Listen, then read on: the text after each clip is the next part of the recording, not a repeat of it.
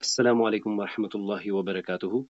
الحمد للہ والصلاة والسلام علی رسول اللہ واشهد ان لا الہ الا اللہ واشهد ان محمدا عبدہ ورسولہ نبینا محمد وعلی آلہ واصحابہ اجمعین آمین یا رب العالمین۔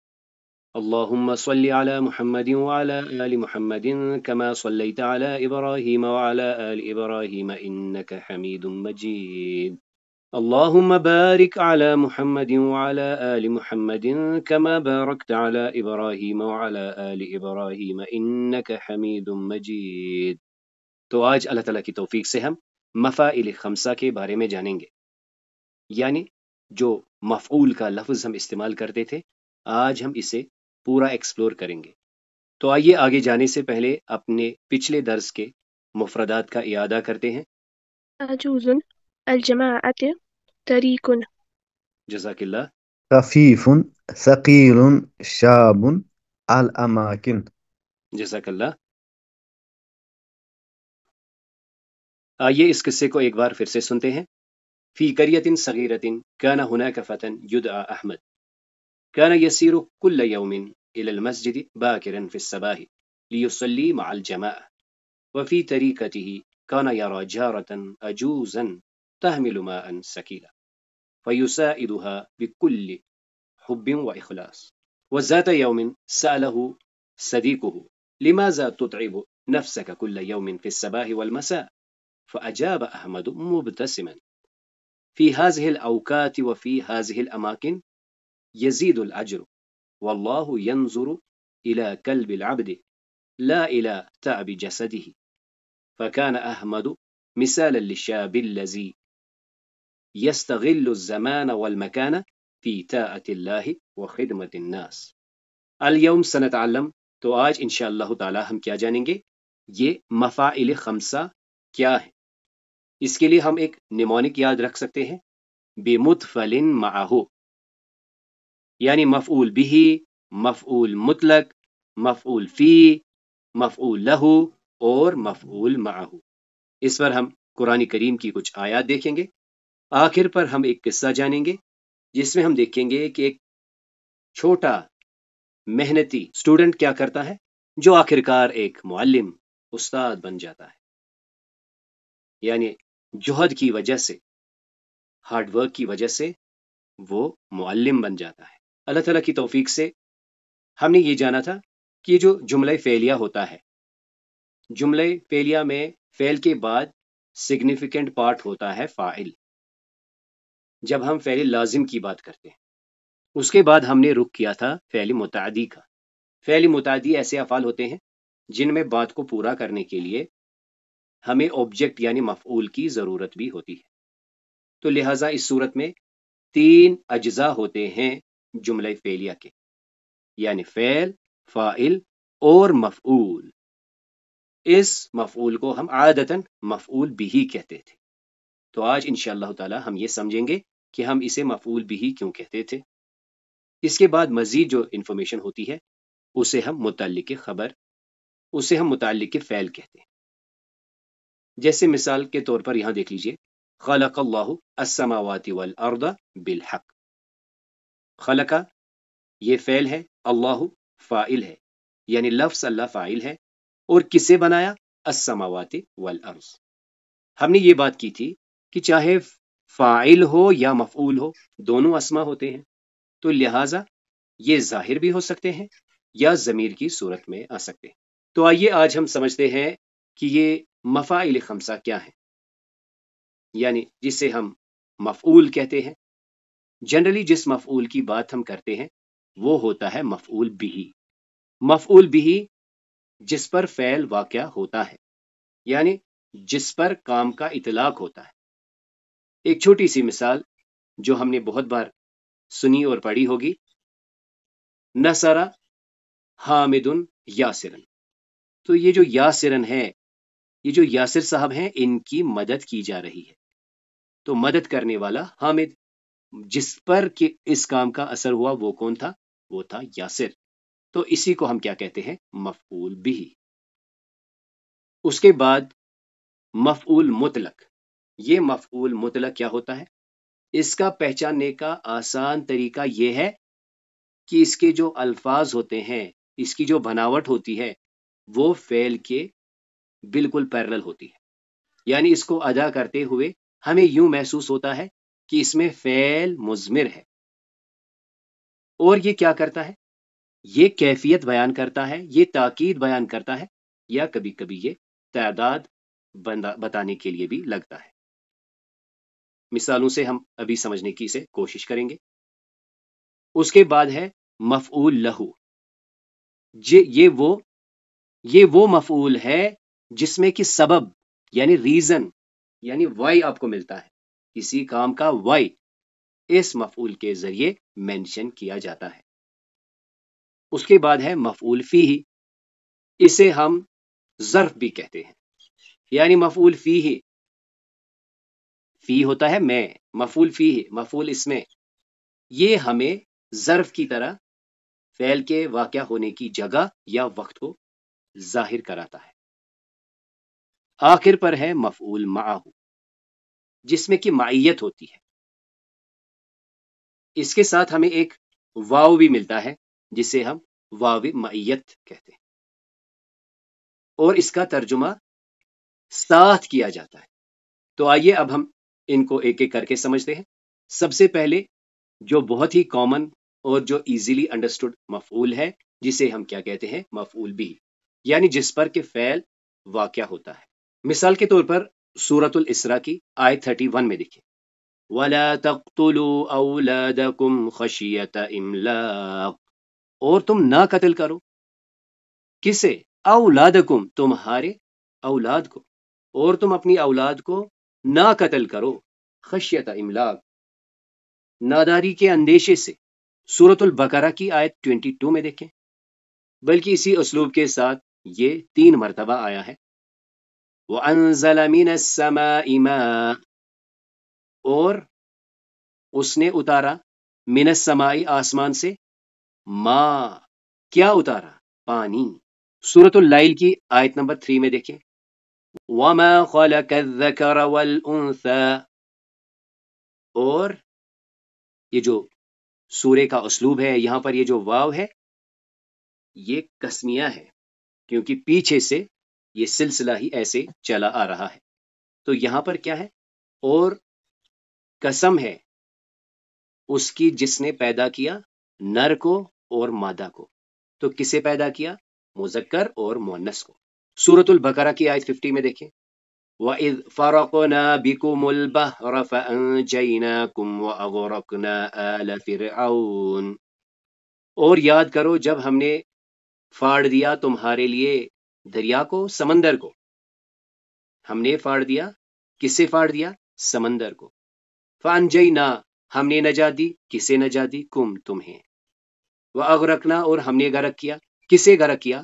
آل فرعون، آل فرعون کو.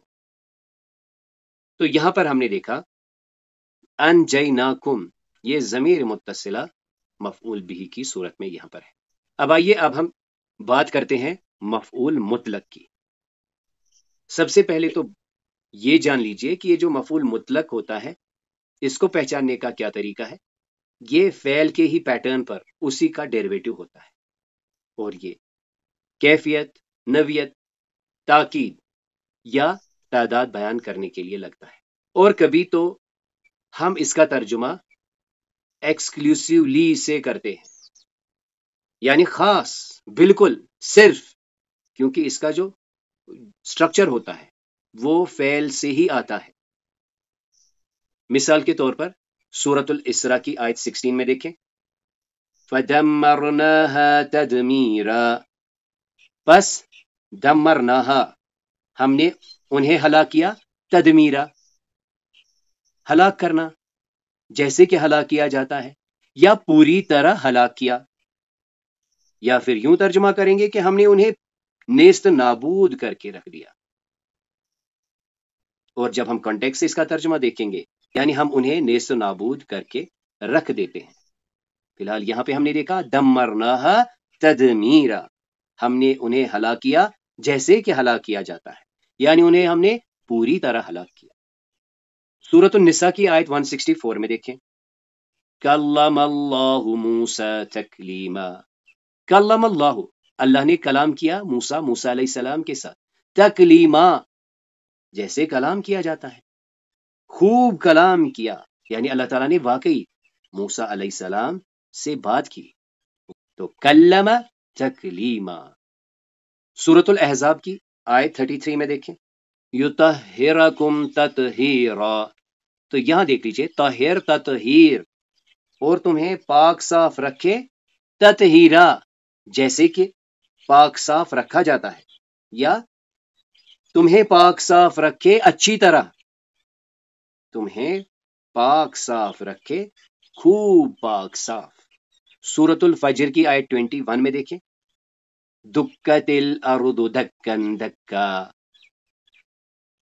دکت الارض، برابر کی جائے گی زمین، دکن دکا، کوٹ کوٹ کر، برابر کر کر کے، یعنی زمین برابر کر دی جائے گی، برابر کرنے جیسی، یا ہم یوں کہتے ہیں دکت الارض، پست کر دی جائے گی، واقعی پست کر دی جائے گی، زمین پست کر دی جائے گی جیسے کہ اسے پست کیا جاتا ہے، زمین کو بالکل پست یا برابر کر دیا جائے گا۔ ایک دعا کا حصہ ہے جس میں ہم کیا کہتے ہیں، اللہم انی ظلمت نفسی، میں نے ظلم کیا اپنی جان پر، ظلمن، میں نے ظلم کیا ظلم، ظلمن کثیرہ، میں نے واقعی اپنے آپ پر بہت ظلم کیا، میں نے ایسا ظلم کیا جیسے کہ ظلم کیا جاتا ہے، یعنی واقعی میں نے خود پر ظلم کیا۔ تو مفعول مطلق کو پہچاننے کا طریقہ کیا ہے کہ یہ فعل سے ملتا جلتا ہوتا ہے، کیونکہ یہ اسی کے ڈیریویٹو میں سے آتا ہے۔ اب آئیے اب ہم دیکھتے ہیں مفعول فیہ کے بارے میں، جسے ہم نے ظرف میں بھی جانا ہے۔ تو یہ جو ظرف ہوتا ہے، جو کہ ہم نے پڑھا کہ یہ ہمیں دو سوالوں کے جواب میں مدد کرتا ہے، آئینہ یعنی کہاں، اور متا یعنی کب، یعنی یہ ایسا مفعول ہے جو ہمیں بتاتا ہے اس کام کا جو پلیسمنٹ ہے، اس کی جگہ کیا تھی اور یہ کس وقت پر ہوا ہے۔ مثال کے طور پر سورۃ نوح کی آیت 5 میں دیکھیں، رب انی دعوت قومی لیلا ونہارا، رب اے میرے رب، انی بے شک میں نے، دعوت میں نے دعوت دی، میں نے پکارا، قومی میری قوم کو، کب پکارا، لیلا ونہارا، میں نے رات اور دن اپنی قوم کو پکارا، ان کو دعوت دی۔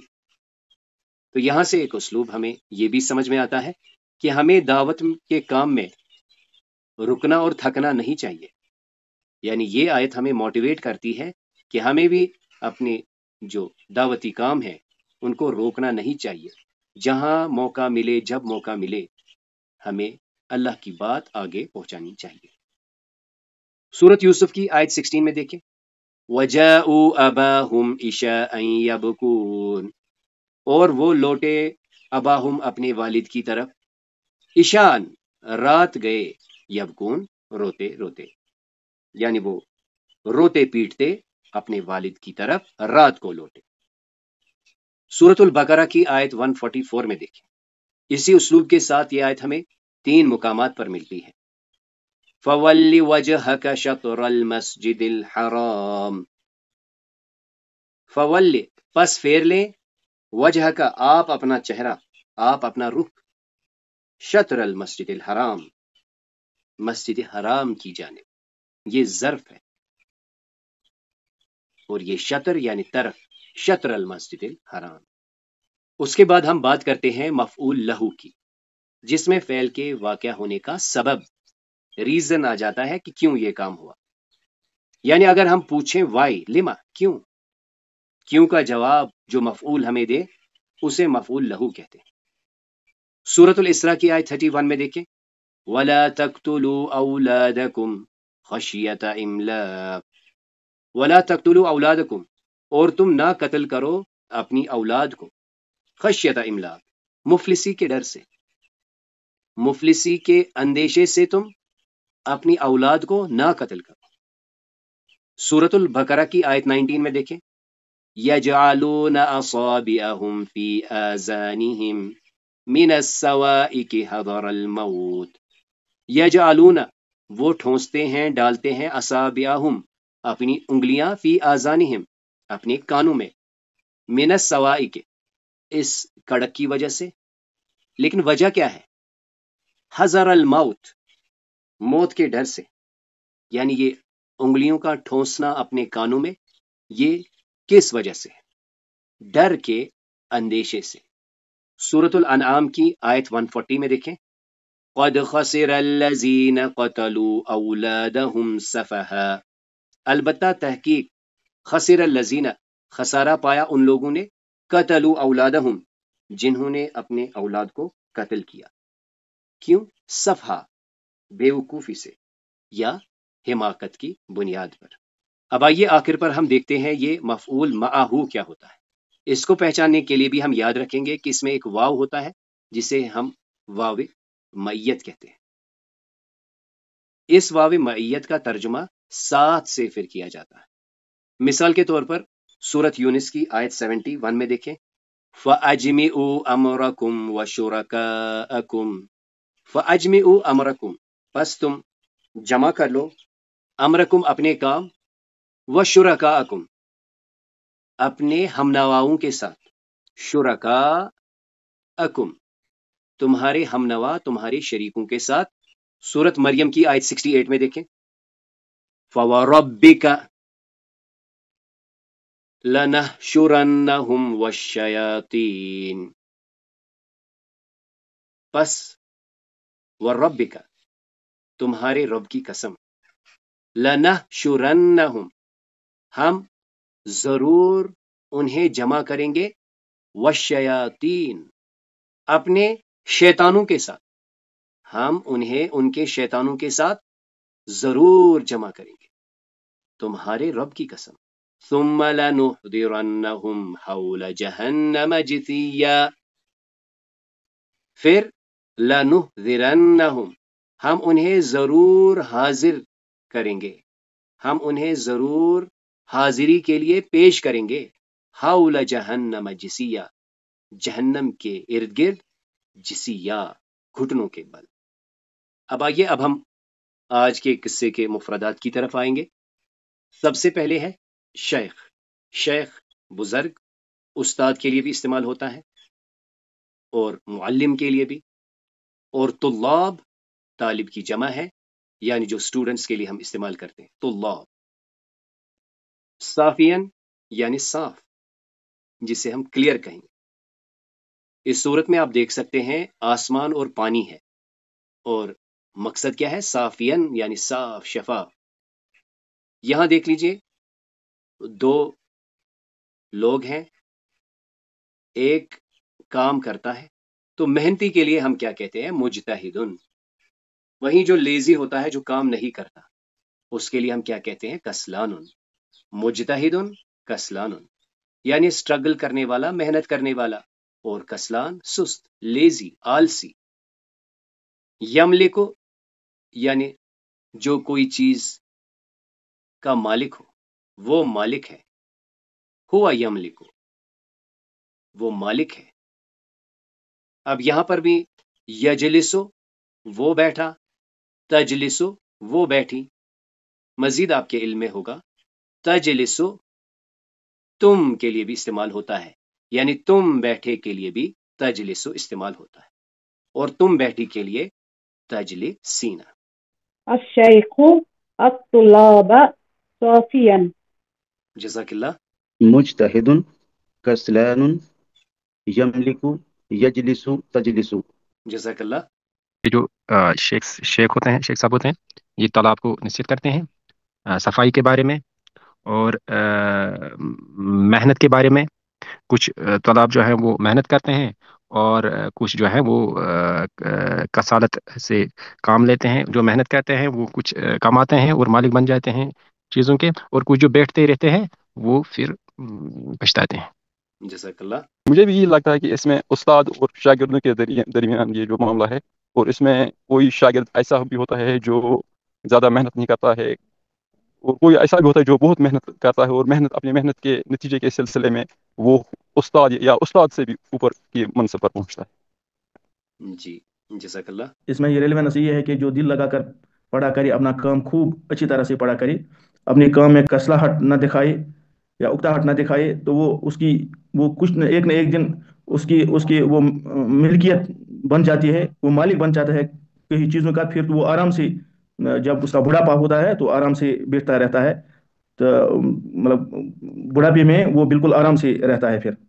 माशाल्लाह, ये भी सही आपने कहा कि वो फिर बुढ़ापे में आराम से बैठ सकता है।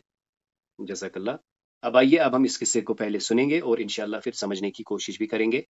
في قرية صغيرة عاش غلام يتيم يحب العلم كان يجلس كل يوم عند المسجد ليستمع إلى الشيخ وهو يدرس الطلاب. जज़ाकल्लाह। لم يكن يملك شيئا إلا كلبا صافيا. قال الغلام: أريد العلم لأخدم ديني لله. ابتسم الشيخ وقال: لقد تعلمت علما نافعا. ثم أضاف: كنت تجلس هنا كل يوم وتدرس مع زملائك والمعلم. जज़ाकल्लाह। أعطاه الشيخ مكانا بين الطلاب فصار مجتهدا حتى أصبح معلما بعد سنوات. जज़ाकल्लाह। في قرية صغيرة عاش غلام يتيم يحب العلم. ایک چھوٹی سی بستی میں ایک یتیم لڑکا رہتا تھا جس سے علم کے ساتھ محبت تھی.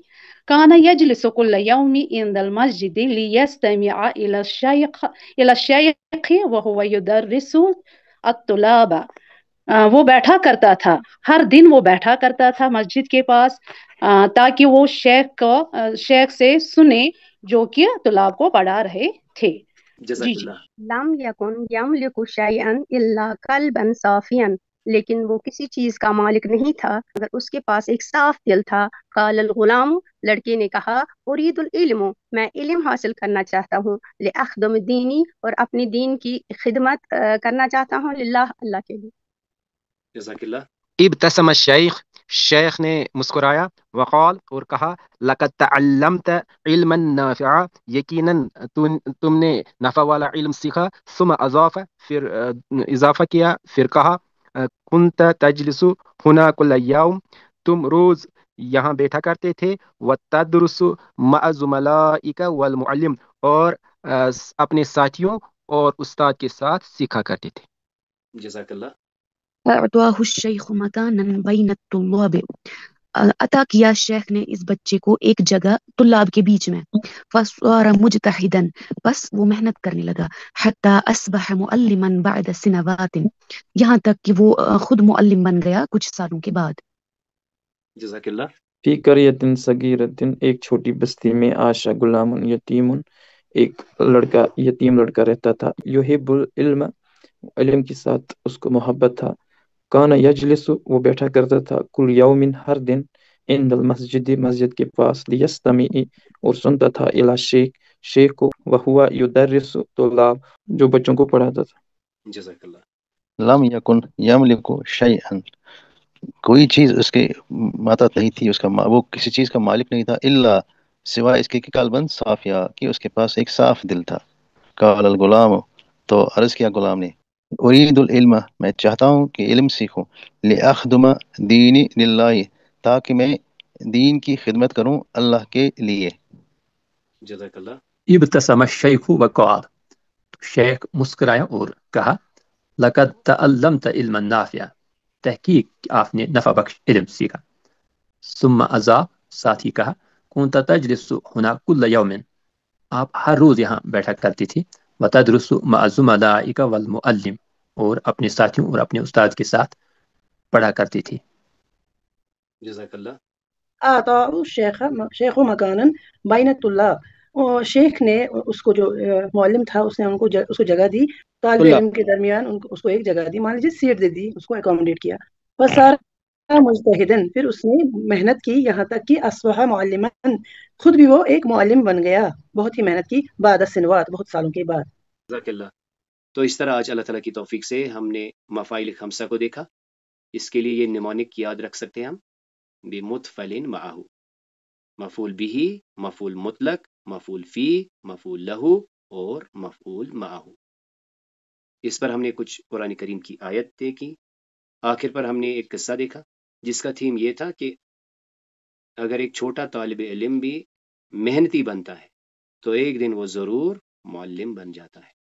تو اللہ تعالیٰ ہمیں بھی علم میں اضافے کے لیے کوشش کرنے کی توفیق عطا فرمائے، مزید اس علم کو آگے تک لے جانے کی توفیق بھی عطا فرمائے. تو اس کلاس میں جو بھی خیر تھا، جو بھی خوبی تھی، وہ محض اللہ کے کرم سے تھی. اس میں جو بھی کمی کوتاہیاں تھی وہ میری اور شیطان کی طرف سے تھی. سبحانک اللہم و بحمدک، نشہد ان لا الہ الا انت، نستغفرک و نتوب الیک.